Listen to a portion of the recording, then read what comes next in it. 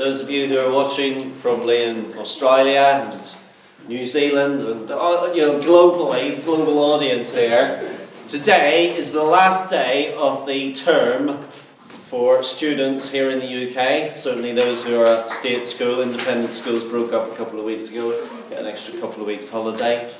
So, delighted to be bringing you today, ladies and gentlemen, the final segment with regard to market structures, where we're looking at the whole notion of perfectly contestable markets.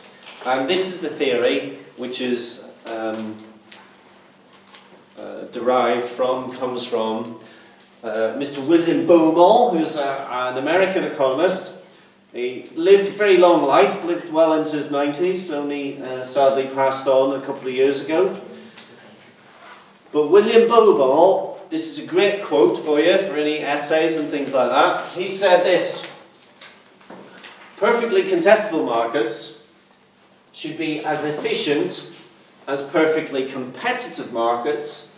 And here's the key point: even if only a handful of firms dominate an industry.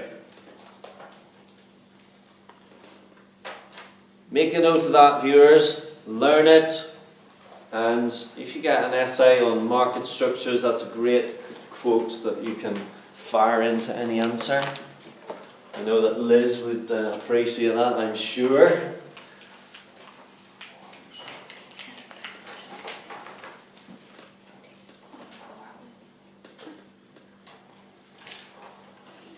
Perfectly contestable markets should be as efficient as perfectly competitive markets, even if only a handful of firms dominate an industry. It's, I'm sure that you're looking at that yourselves thinking, how can that be? That's a slightly odd statement to make. Alex, you've got that quote down? Yeah. Excellent. So, Alex, you've been looking at that quote, so what's odd about that quote? What doesn't quite, given what we've done so far, what doesn't quite marry up there? If a small number of firms are in the market, then it shouldn't be as efficient as a perfectly competitive market. Thank you, that is precisely the point, and I hope that we've all cottoned on to that. In what we've considered so far, where we're considering only a handful of firms, well, if there's only a handful of firms, i.e. small number of suppliers, then we're obviously more likely to be towards this end of the market. And characteristically, Rebecca, companies at this end of the market, firms in this end of the spectrum, tend to earn what sort of profits? Normal. I'm normal. I was thinking it as the wrong way around. Abnormal, correct.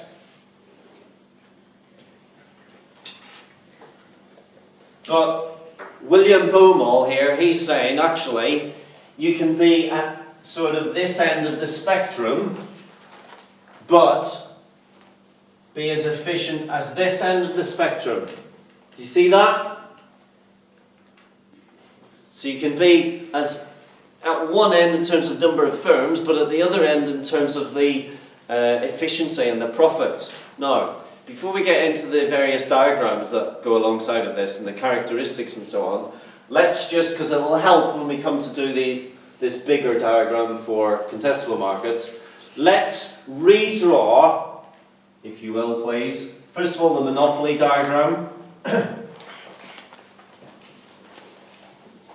Now, viewers around the world, it's very important that you practice, that's practice with an S, very important that you practice your drawing of these diagrams. In the exam, you don't want to be thinking, oh, what's this curve, what's that curve, where does it go? You want to just watch me. Viewers, AR, that's the demand curve, I just know that. MR, derived from the AR curve. I know that MC is here. I know that it's also called the supply curve. I know that the profit maximizing level of output is MC equals MR, pi max. MC equals MR. boom. So that's Q mon. I know that price comes from the demand curve, willingness to pay, so I'm up to the demand and across, P mon. And then I also know that I'm missing one thing, which is cost curve, so that I can determine whether or not it is profitable or not. So I'm looking for my ATC. Now, ladies and gents in the room, do draw your ATC there this time, okay? Very important that we draw it there on this occasion, just for comparison to perfectly contestable. So this is still the minimum point here.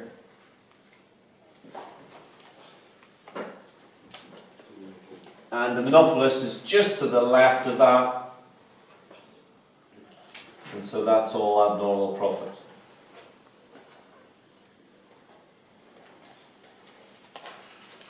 So that's your monopoly diagram. And then let's think. Okay, so what we want to do for a perfect competition is we want to draw the long run. We want to draw the long run industry firm scenario for perfect competition, because we'll have to consider this later. We've got industry, firm. Remember, it's price, quantity, market supply, market demand, P star, and then the individual firm is a price taker, so we're taking that across, so that's P star, gives us our demand curve, AR equals MR, ATC curve, MC curve, price, output. Okay, so once we've done that, ladies and germs, we're good to go. Good to go.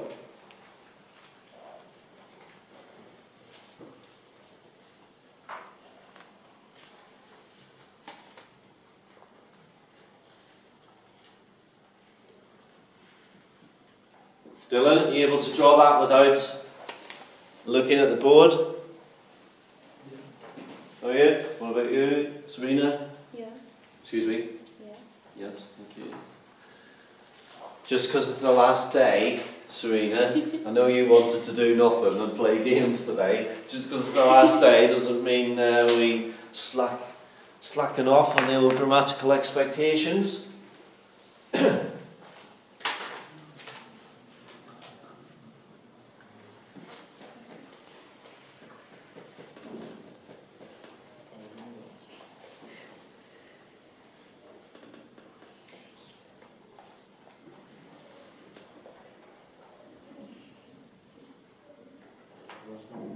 Sorry? I've lost my email. And your pencil?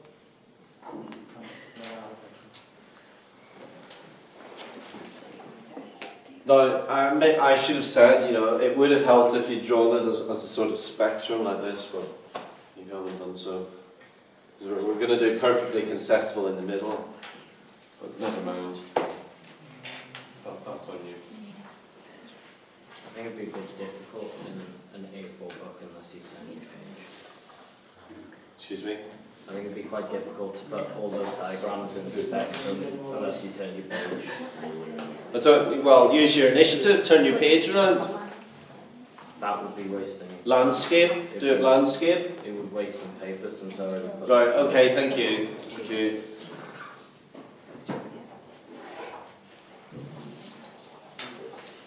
Right. Now, as we've done before, when we've looked at perfect competition, for example, we need to establish and set out the sort of the ground rules and the characteristics of perfectly contestable. So, if I said to you what the characteristics of perfect competition, Nathan, you would say, you could round off about 6 straight away. There's perfect knowledge. John Locke. Perfect knowledge of Perfect knowledge. large number of buyers. Large number of buyers and sellers. Product is Homogeneous. No transport costs or Barriers to entry. other market imperfections. There's no barriers to entry or exit. No barriers to entry or exit. Anything else? In the long run, we make Normal profits. normal profits. Right, okay. Now, the key thing and the crucial thing for perfectly contestable. Now, when I put perfectly contestable here, I'm not saying it goes here in the spectrum, right? But I'm just doing it here in the middle, because it's in the middle of the board. Right, so perfectly contestable market.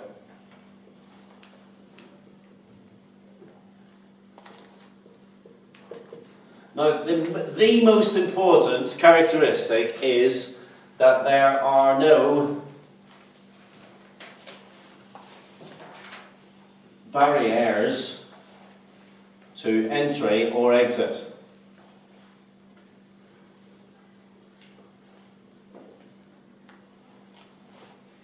Now, what do we call barriers to exit? So you're in the market. So, for example, Stagecoach have just paid 200 million, and that's part of their particular thing for leaving the Northeast Line franchise. Mr. D. Coulson. Mr. D. Coulson, everybody. Some costs. Some costs, correct. So, let's get that clear that is some costs we're talking about.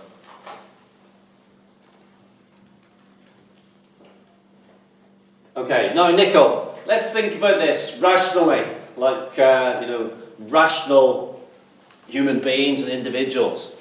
So I'm in a market, in an industry, let's say I'm making cycling shorts for Mr. C. Froome climbing up the Alpe d'Huez yesterday. Anybody see that last night? No? Okay, thank you. So I'm making cycling shorts, and it's a highly profitable industry because, of course, cycling is because in the last 10 years there's been an explosion in the number of people cycling. There's been an explosion in the number of mammals around, hasn't there? Mammals. Yeah, been an explosion in the number of mammals, hasn't there? You know what I'm talking about, don't you, Aaron? Mammal. Yeah? What's a mammal? It's associated with cycling. Is it a middle-aged man in... Yes, in Lycra. There's been an explosion in the number of middle-aged men and women. Let's not, doesn't work, does it? More L's. But I'd say there's fewer women getting involved in it than men. But Would you consider yourself a mammal? well, I'm not sure about the MA part of it. So, What you laughed at? Yamel. Excuse me? Yamel. Yes, that's more like it. Have I always described myself recently as entering early middle age man? So early middle age man, e-mammal. Yes, I'm an e-mammal, an early middle aged man in Lycra. Yes. So there's been an explosion in the number of e-mammals. Mammals around.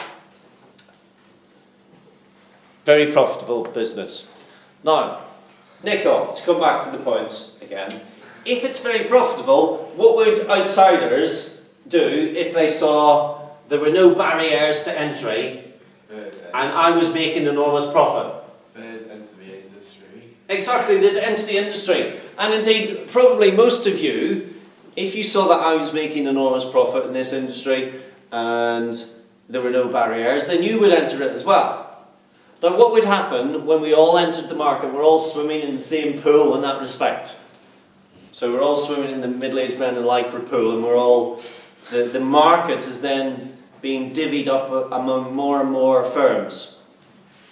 Supply would shift work. Supply would shift, right? And what will happen to the supernormal, abnormal profits? They'll all be what? Eroded away. Very good. That's exactly the phrase, Serena. They will all be eroded away. They'll all be eaten up. And what would you then do? Because I'm the original, right? I came up with the idea. But what would you do once you had eaten up all my profits that I used to have? What would you then do? you would then leave. And why could you leave? Willy-nilly. There's no barriers to enter or exit. And so there are no barriers to exit either. So how would you describe that action of an outsider looking at a firm inside who's called begins with I, what firm am I if I'm already there? I'm not the instigator. Close. I am the Initial. Incumbent. Anybody? I'm the incumbent firm, okay? Excellent, Alex, well done. Yes, you've been reading the book. No? Have a wee more. Say that again. Have a wee more. Are you reading ahead? I haven't known. Right, okay, well, that's tip-top, that, yes. I'm the incumbent firm. Okay, so you would dive in, eat up my profit, and then leave and exit the market. So what would the second characteristic be then? The market would be characterised by what? No abnormal profit in the long run. Normal profit in the long run, but before we put, okay, we can note that one, but I'll note that as number 3. What's it called whenever somebody's driving along in their car, and this happened the other day, sadly in Newcastle I think, or might have been in Whitley Bay actually. That's a quiet seaside location. Somebody was driving along in their car and knocked somebody over and didn't stop. What's that called? What have you done there? What crime have you committed there, Alex? Hit and run. Hit and run. Now it's not a crime, but what process is happening in the market when I'm making all the profit and you enter it, you eat up all the profit and then you go. What's that called? That's called hit and run. So this market would be characterised by what's known as hit and run entry. I.e., get in, gobble up all my profits, and then leave. So that's 1, that's 2, and then as Aaron said, normal profit in the long run.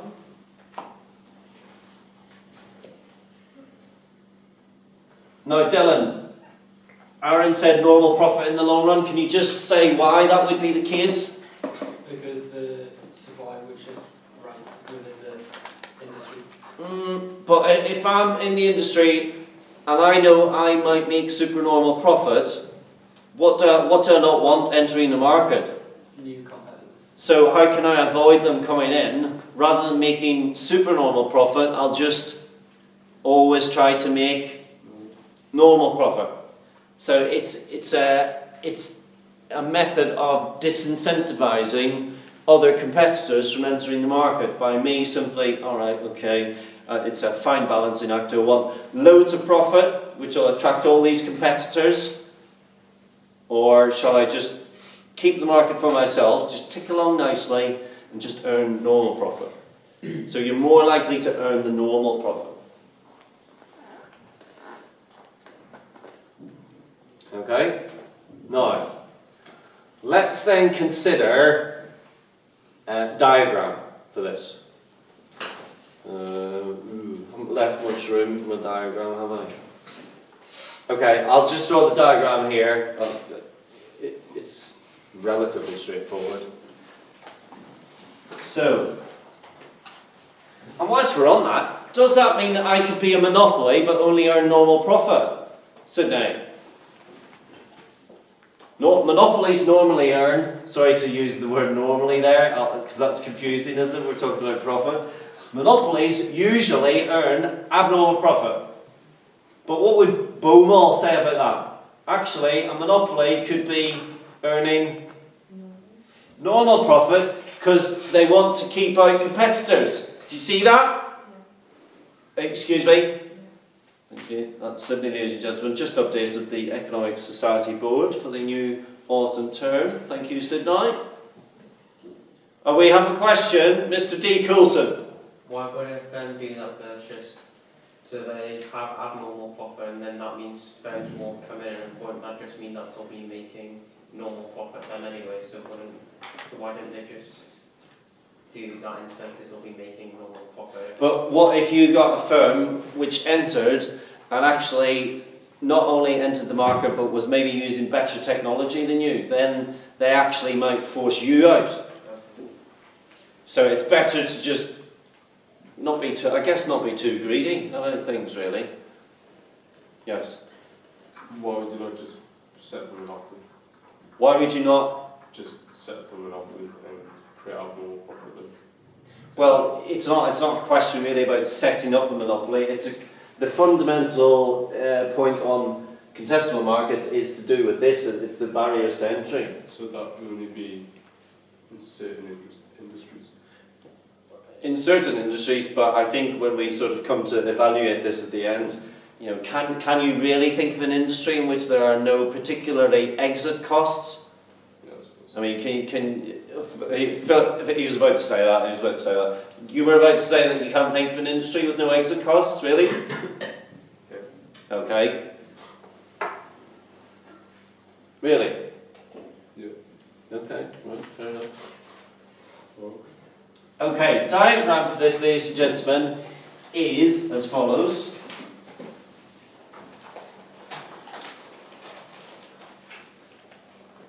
And just one further point on that, Max. In essence, the perfectly contestable market is actually becoming a substitute for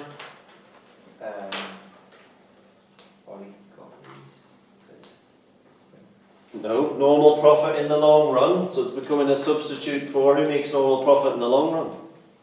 Perfect competition. The perfectly competitive industry, exactly.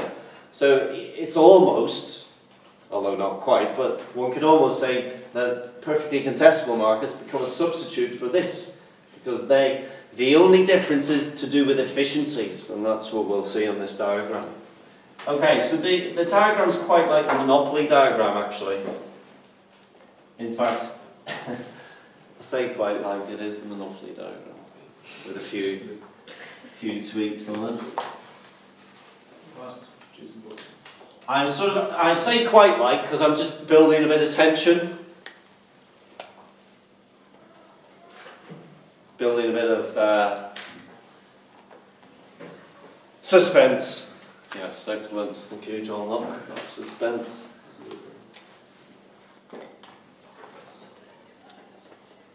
Are we expecting a postcard, Nathan, from South of France, please? They'll send you a. To Economics at Emmanuel College. They said they'll send my referee a summary.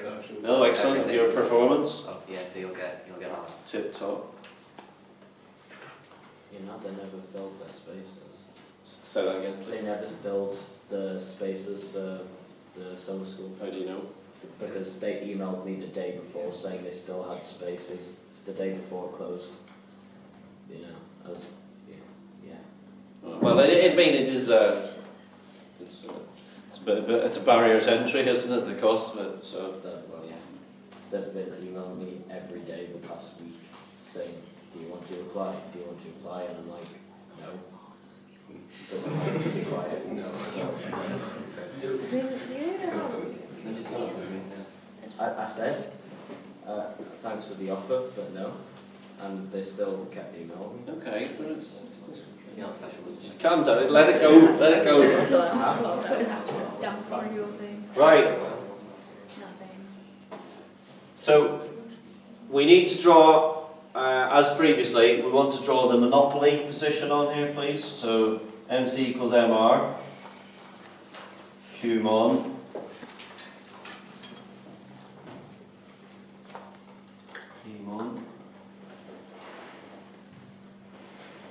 And then again, remember, so we want, as I said earlier, we want to put ATC there.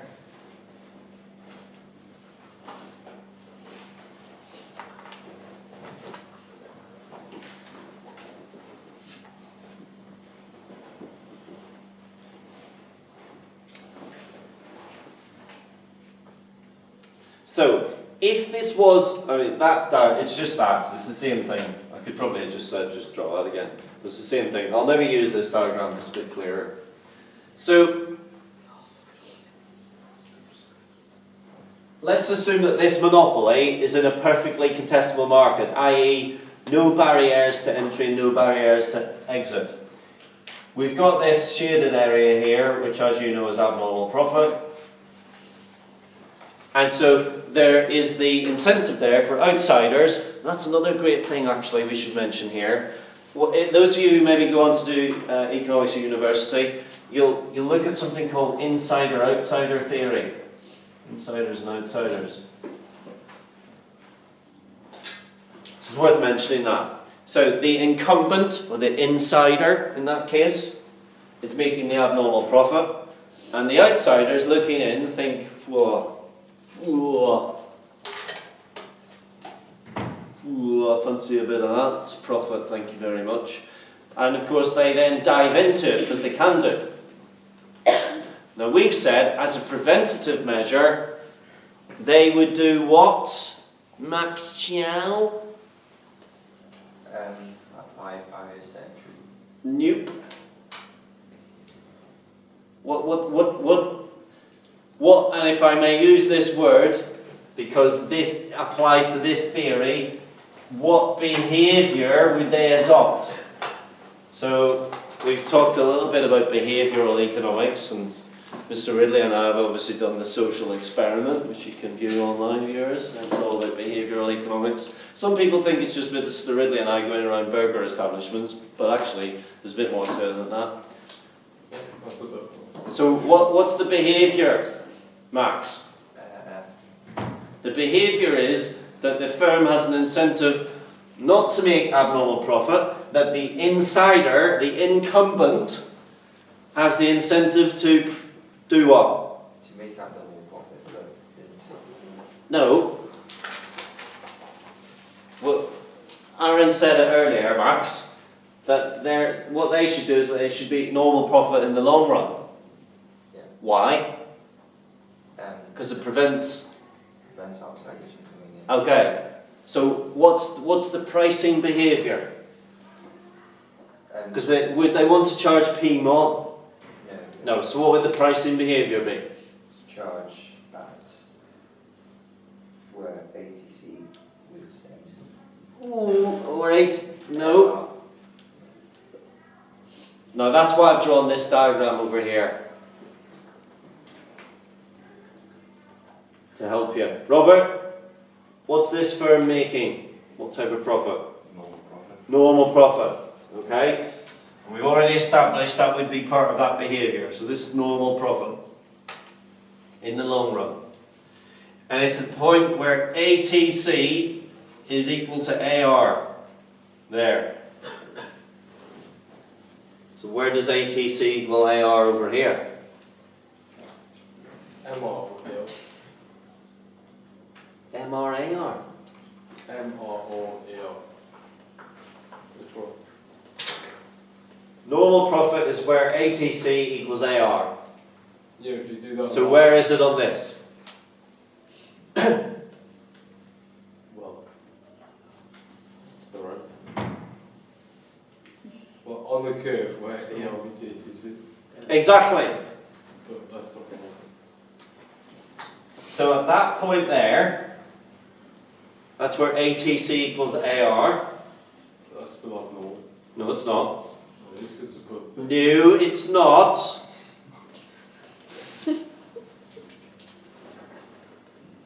That, Philip, is not only the price, it is also the cost. The reason that we've got abnormal profit here is because that's the price, but at that level of output, that's the cost.